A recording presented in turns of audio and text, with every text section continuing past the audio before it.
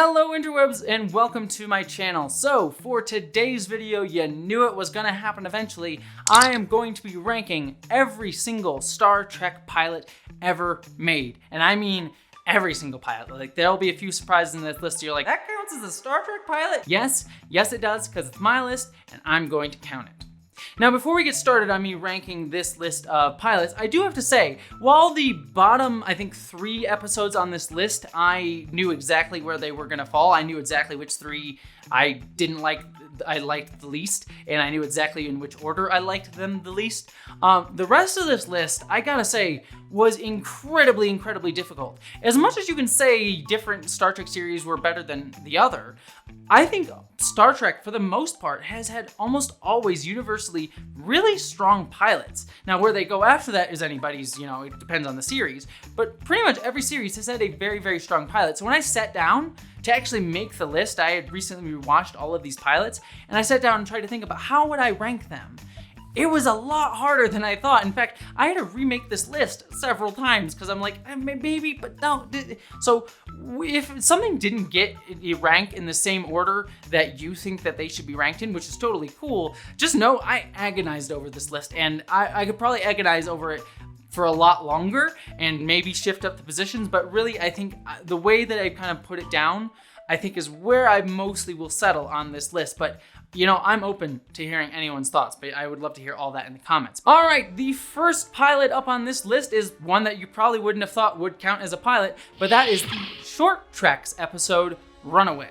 Yep, way at the bottom of the list is the Short Treks episode. And that's actually really surprising for me because I've generally liked Short Treks as a series. And this kind of goes to what I was saying. It really depends on what series you're watching and where things go, because the rest of Short Treks I generally like. But the very first Short Trek we got, Runaway, which was the sort of prequel episode to Star Trek Discovery Season 2, in which we met Poe and her friendship with Tilly, it really was the weakest of the Short Treks. In fact, when I did my rankings of the Short Treks a few months ago, it was my least favorite Short Trek. I don't think the episode's that interesting. While I like Poe and I like Tilly quite a bit, and especially when they reappear in Star Trek Discovery Season 2, I thought that this episode was kind of boring. It was kind of rote. Nothing really surprised me. There's a couple confusing bits here and there. There was some good comedy, like I liked the comedy with Poe in the mess hall messing with things and eating the ice cream and kind of befriending Tilly.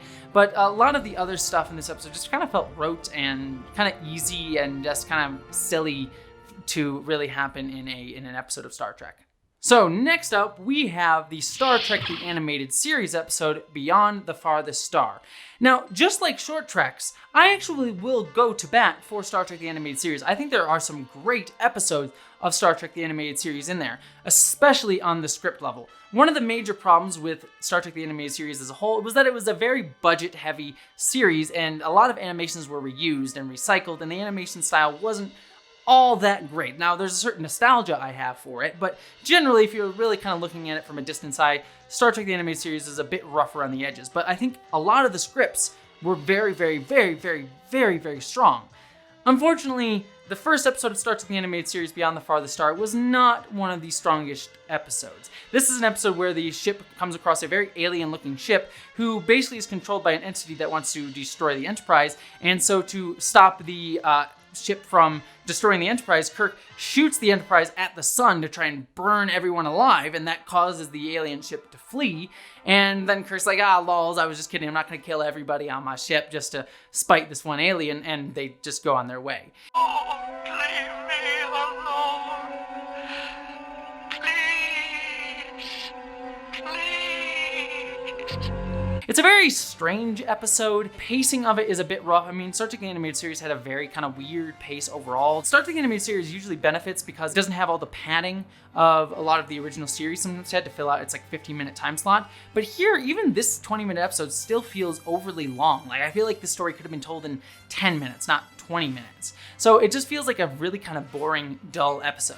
The thing I will say good about this episode that puts it over Runaway is, even though I was complaining about a lot of Star Trek The Animated Series animation style, the animation of the otherworldly looking ship in this episode is actually pretty dang cool, and was something that you didn't get to really see in the original series, this sort of weird alien stuff, because animation can just generally do more crazy weird stuff. And so I like that this episode kind of capitalized on that. And it was also just it's a lot of fun to see Captain Kirk and the crew in animation. So that kind of beefs it up a little bit more over Runaway for me.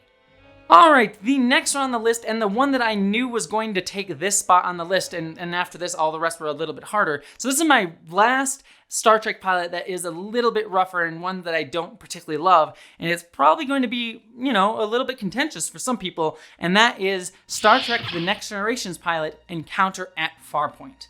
Now, the reason this ranks so low is the main plot of this episode, the mystery of Farpoint Station, is really kind of horrible and dull and just kind of dumb. It really is just very obvious what the mystery is. You can tell that the station is like some sort of alien entity. Groppler Zorn, the main villain of this thing who's like hiding everything, is so clearly suspicious that it's just, why didn't the crew pick up on this, or any Starfleet crew pick up on the fact that Groppler Zorn was doing some nefarious stuff?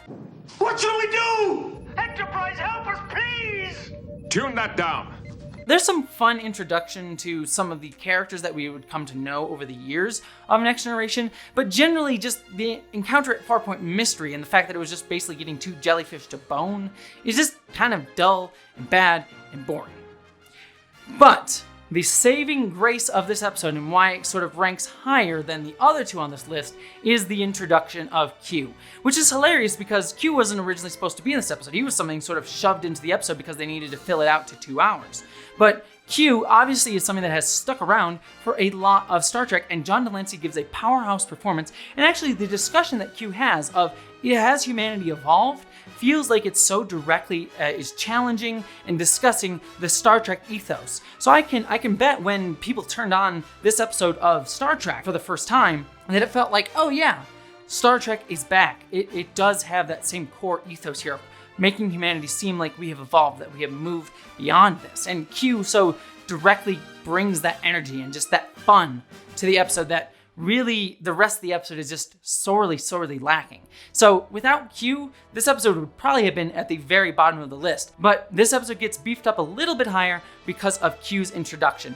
Sadly, it doesn't get any higher than that because all the rest of the episodes on this list are solidly strong throughout, like every part of them generally works, whereas in this episode, Q is really the only thing that really stands out as something truly unique and spectacular about the episode. That is enough, damn it! Alright, this is where the list got really, really difficult for me. And like I said, I could probably reshuffle these if I'm feeling different on a different day, but I think this is probably going to be how the list solidifies in my brain. But again, I'm open to hearing any argument after this because I think every episode after this point is very solidly strong.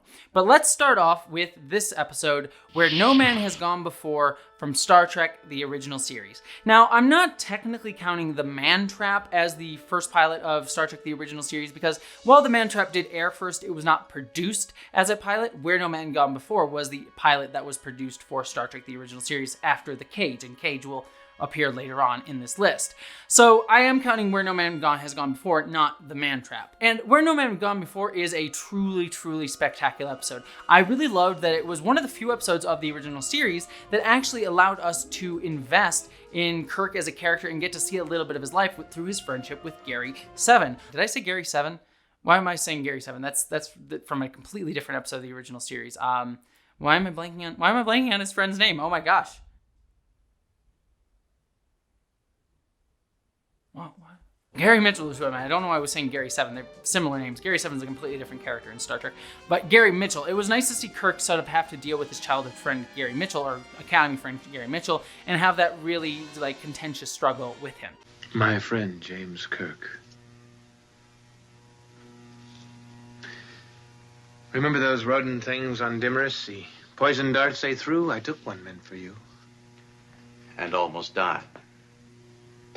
I remember. A lot of the episodes of the original series were mostly just like fun adventures that Kirk gets wrapped up in, but here it feels really personal. It feels very like close to home. And that's such a really smart move for a pilot to really get us invested and know these characters. Also, his conflict with Leonard Nimoy's Spock in this episode is really interesting. And Spock's like, look, you're not gonna be able to handle this guy after a point. We need to deal with him now. And it may not be the right emotional thing to do, but it is the cold, logical thing that we need to do in this moment. And it creates this wonderful moral conundrum for Captain Kirk throughout the episode. Now, the reason this probably ranks the lowest on my list of the good pilots of Star Trek is because the characters weren't completely figured out yet, and that's going to be a problem with a lot of the pilots going forward. But here, it really kind of weirds me out a little bit. And I know that's kind of holding it to a standard after the fact and not taking it in of itself. But Spock being like so like let's murder this dude felt a little bit off for a character that we know becomes a little bit more compassionate later on. Plus, some of the special effects, if you go back and watch the original version of this pilot,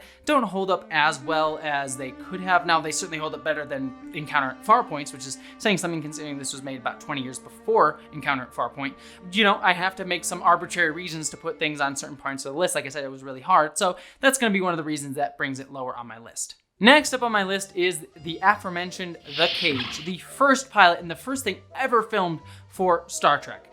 I really, really love The Cage. I think it is a much stronger pilot, honestly, than Where No Man Has Gone Before, and I'm kind of sad that CBS didn't go for it, though it did mean that we got William Shatner over Jeffrey Hunter, though I did like Jeffrey Hunter's portrayal of Captain Pike here. But this is a really, really, really fun episode. I love the idea of the Telosians. I love the design of them with their big heads, and I like that they were played by women, but the voice was masculine to sort of give them that weird alien, creepy, strange feel that sort of like put you off guard. Like Where No Man Has Gone Before, this episode really dove into giving us a character analysis of Captain Pike.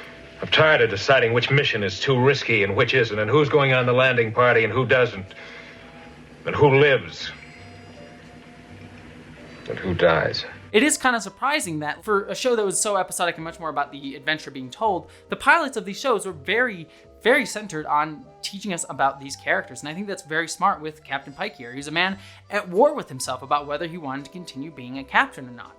And there was just some really great sci-fi ideas that were so good that they still got paid off in Star Trek Discovery. It's a really fun look at like humanity and what humanity wants and desires and whether we can like move past our savagery and sort of dealing with our emotions and things like that. And the other thing too is we get some really great character introductions. Number one is an amazing character that I'm so glad that we're finally going to see pay off a little bit more in Star Trek Strange New Worlds. She was so ahead of her time. Even today, the character of number one feels fresh and unique and exciting. So the fact that they got that right back in the 60s is dang impressive, if you ask me. And Majel Barrett does a wonderful job playing a second in command of the Starship Enterprise. The reason that this episode ranks a little bit lower for me is, unlike Where No Man Has Gone Before, which does decently well with its treating of women, and unlike the rest of Star Trek, the original series, treatment of women is never perfect in that show, or Star Trek in general, for all being honest here. But in The Cage, the women characters, especially all the characters besides number one, but even number one to a degree, are all kind of treated very like, oh, we all have a thing for the captain. Like literally every female character, there are 3 in this episode, all have a thing going for the captain. And literally there's a point where like the Telosians are like, yeah, pick one that you want to bone. Since you resist the present specimen, you now have a selection. And so it kind of lowers it a little bit more in my estimation, just because while there are so many great ideas in this episode, it's kind of frustrating that even the character of number one kind of gets relegated into like pining after Pike and this sort of like male fantasy, like, oh, all the women want the captain sort of arc. It was kind of, it's a little bit of a taint on an otherwise excellent episode. All right, next up is the Star Trek Voyager premiere, Caretaker. Caretaker was the episode pilot that I watched most recently, and I have to say, this is a very, very strong episode of Voyager, and it really sets off some really brilliant ideas, namely the conflict between the Maquis crew and the Voyager crew, the Starfleet crew, that sadly does not get paid off later on in the series, but it's actually set up really brilliantly here. I love all the dynamics and feeling that we get between all these characters. Like Tom Paris coming onto the ship and everyone kind of being distant from him and not really liking him. Like there's a lot of people on the ship, like the first officer and the doctor, that treat Tom Paris like dirt under their shoe, which was such a unique take for a Starfleet character to have. And I like that they still somehow tried to make Tom Paris more relatable and say like, look, I tried to do the right thing multiple times. I have a conscience, but I just kind of got swept up into some really bad stuff and kind of kept doing the wrong choice here and there. Ensign Kim, I like that they gave him this sort of friendship with Tom in this episode because he doesn't know any better. He's new to Starfleet, but he also is endeared to Tom for hearing his story. And then we also set up some really great stuff with Chakotay sort of being this like more gruff commander as well, and sort of his anger at Tom Paris as well. Everyone hates Tom in this episode. It's kind of funny. You betrayed us for what? Freedom from prison? Latinum? What was your price this time?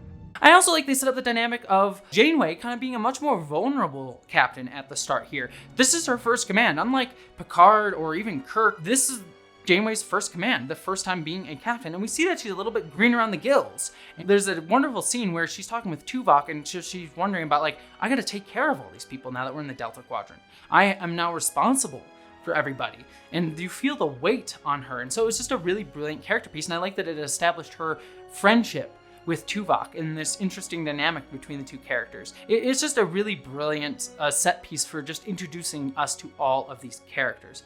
Now, the thing that I put this episode a little bit lower on my list for is, generally for me, I know a lot of people like the Caretaker mystery.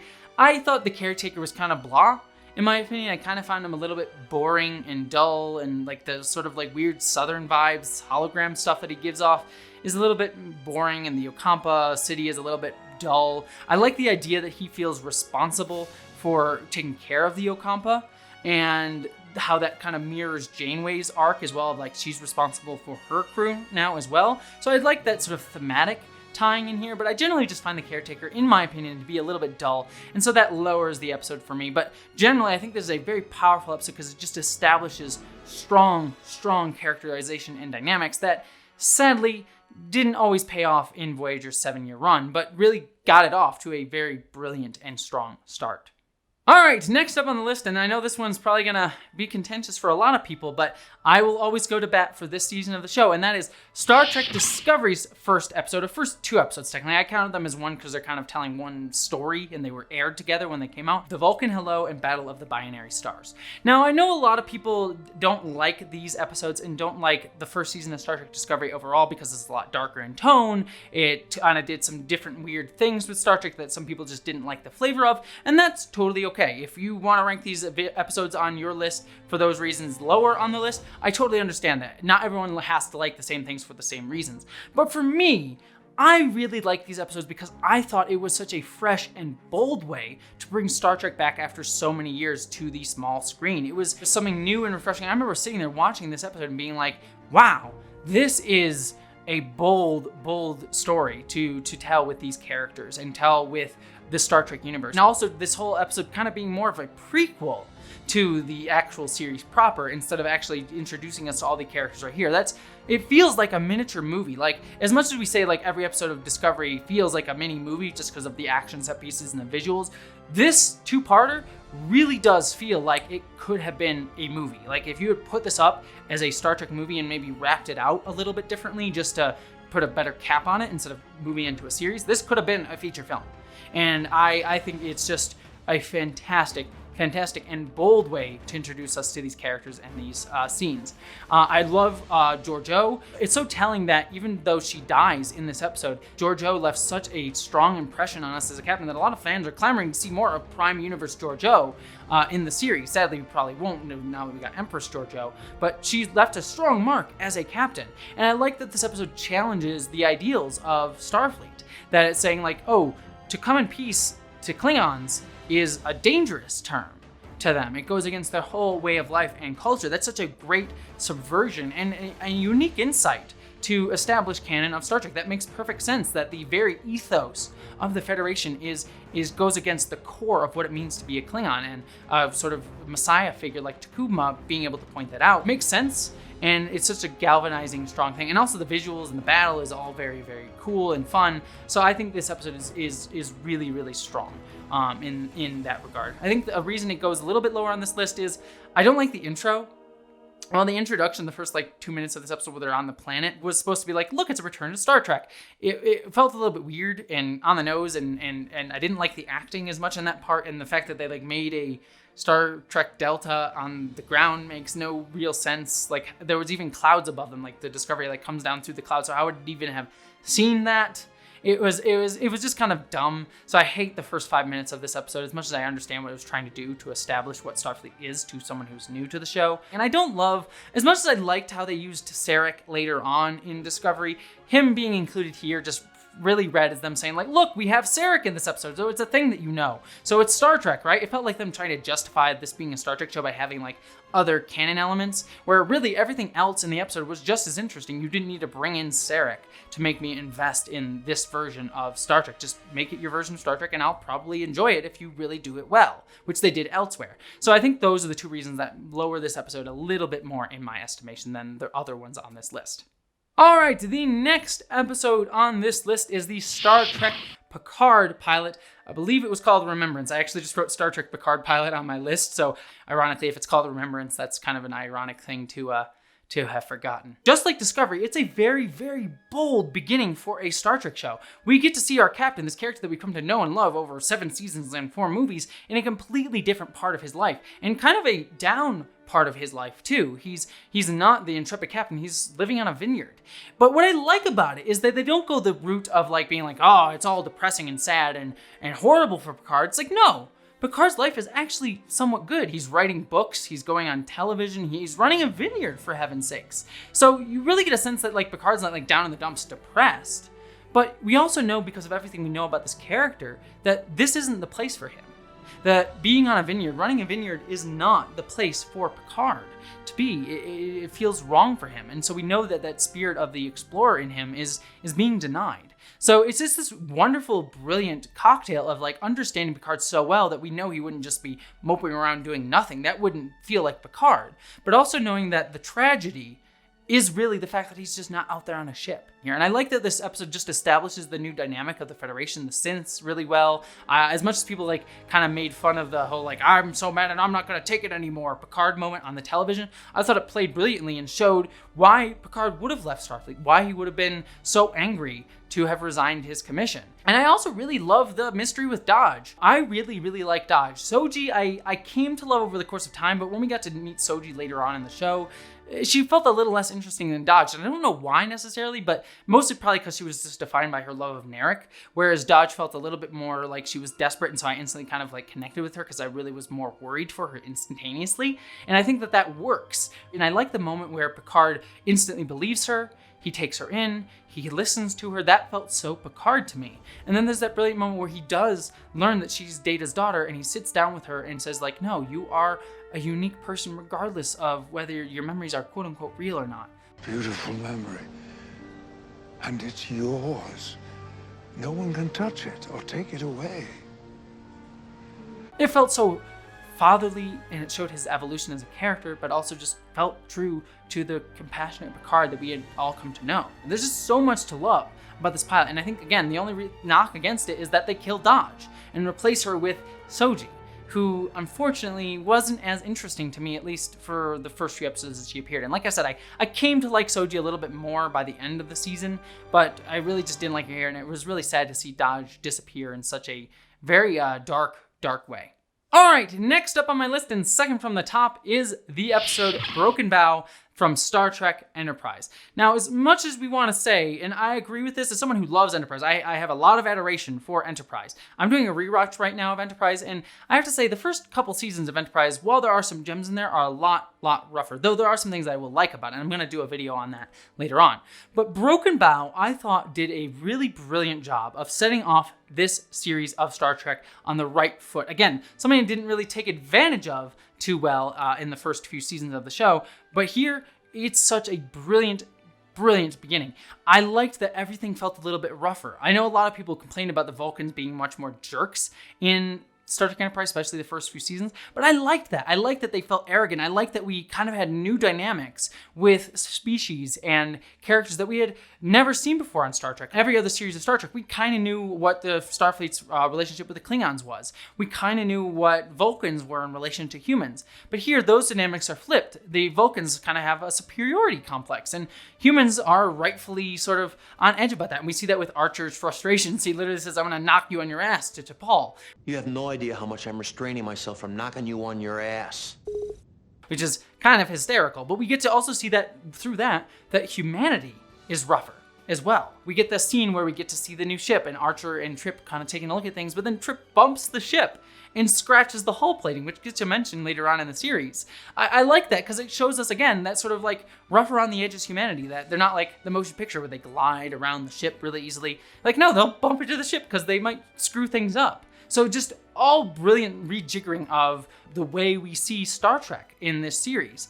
Really small character moments throughout this episode that are really, really shine. And like Phlox as well, Hoshi's wonderful. I also really liked the main plot of the temporal Cold War in here. The Suliban are suitably terrifying and creepy when they appear in this episode. Like the fact they can slip under doors or like they can see in the dark. It's actually very scary when you watch this episode. And I thought that was a really brilliant move for the main antagonist of Enterprise for their first 2 seasons. And I like the idea of the temporal Cold War, even though it didn't play out super interestingly on the show or didn't get as much time to shine.